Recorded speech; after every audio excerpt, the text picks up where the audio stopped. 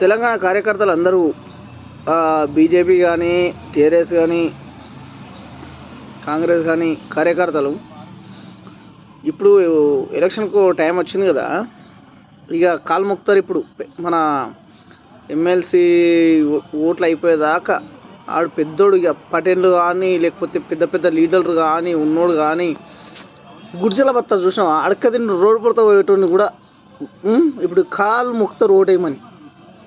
ఇక గెలిచినామనుకో కాలు రెక్కి తిరుగుతారు. ఇక మనం 10 సార్లు ఫోన్ చేసినా ఇస్తారు. ఇక ఇవానికి అప్పుడు పవర్ వస్తుంది చేతుకు.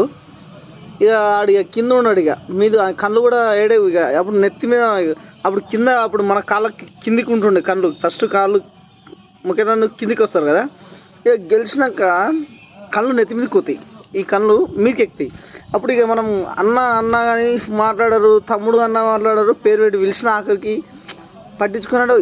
ఈ చెవులు వినబడాయి. అప్పుడు ఇక మధ్యమెక్తి నేను ఇప్పుడు ఎమ్మెల్యే అయిపోయినా, సీఎం అయిపోయినా, నేను పీఠఫోన్లోనే అయిపోయినా, పీవుడుగానే అయిపోయినా, దారికారని అయిపోయినా అని చెప్పి జనరల్ మోస్టర్లు మాత్రం వెనకనే ఉంటారు. మనం ముందుగా మనమే జనరల్ మోస్టర్లు, మనము గద్దెలు ఎక్కేటోళ్ళు వాళ్ళు.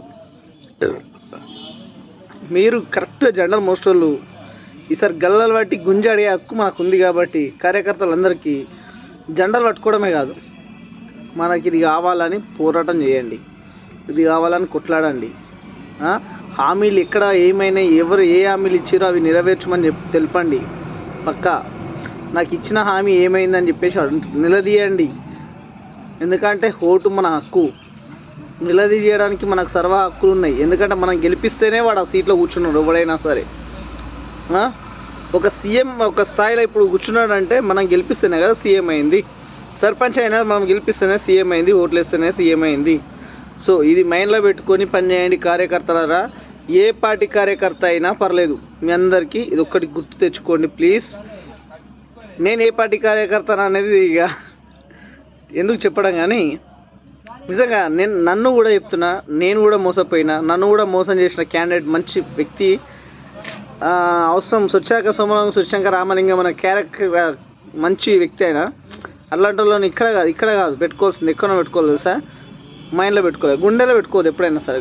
ఈ నమ్మక ద్రోహులు, రాజకీయ నాయకులు అంటే నమ్మక ద్రోహులు, అవసరానికి వాడుకొని తర్వాత యూజింగ్ త్రూ అన్నమాట ఇంగ్లీష్లో. ఇక నేను చెప్తున్నా బ్యాడ్గా చెప్తున్నా, వాడుకొని వదిలేసారు రకాలు వీళ్ళు.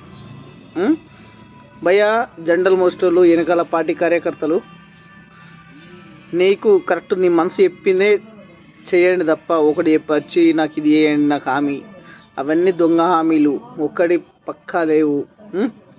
దయచేసి అర్థం చేసుకుంటారు అనుకుంటున్నా. కాదు కూడదు అనుకుంటే మీ ఇష్టం. ఇంకా కానీ అందరు బాగుండాలి, అందులో నేను ఉండాలి అని కోరుకుంటున్నా బస్.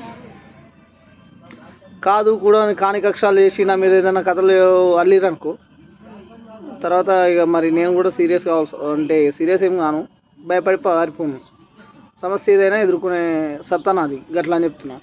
కానీ ఏదంటే మన హక్కు మనం ఉపయోగించుకున్నాం. ఎందుకంటే ఇప్పుడు ఈ వీడియో పెడుతున్నా కదా, నాకు ఏదైనా ఇప్పుడు వేరే పార్టీ కార్యకర్త వార్నింగ్ చేయడం, ఇంకో పార్టీ కార్యకర్త రే నువ్వు ఎందుకు అట్లా మాట్లాడినా అట్లా వార్నింగ్స్ వస్తాయి. అలాగే చెప్తున్నా, అంటే మన పార్టీ కార్యకర్త కావు, సీనియర్ లీడర్లు ఉంటారు చూసినాం, వాళ్ళు రాళ్ళేస్తారన్నమాట మన మీద. ఏంది గుల్కరాయిలా మనకేసే కంకరాలు గుల్కరాలు కాదు, మంచి గట్టిగా గనేట్రాయిలు తింటారు. అందుకే చెప్తున్నా, భయపడకుండా ఈ వీడియో చూస్తున్నా. అందరూ బాగుండాలి, అందులో మనం ఉండాలి. జై హింద్.